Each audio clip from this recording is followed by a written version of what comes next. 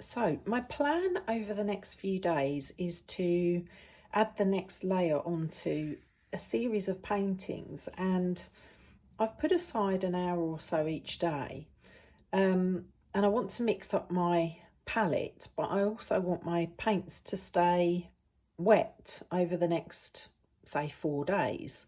So I just thought I'd share this tip. Just take a baking tray, and I've put a J cloth, you can see it's a well used J cloth, in the base of the tray, and put enough water in there to really soak the cloth, but you don't want loads of water in there, so you don't want water spilling out, but just soak the cloth.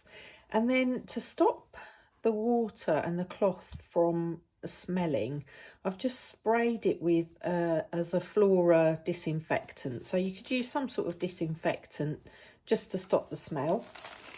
And then I'm going to take some baking paper, so just a grease-proof paper, which naturally rolls this way. So I'm going to turn it the other way, so as to get some resistance. And just push that into the wet.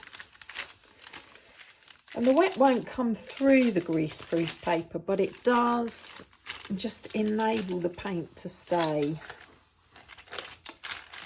damp in the tray. Okay, so I can now begin to add colours that I want without worrying about wasting them, because this top layer is now adding kind of heavy body paints, and when you're using, you know, more expensive paints, you don't want to be wasting them.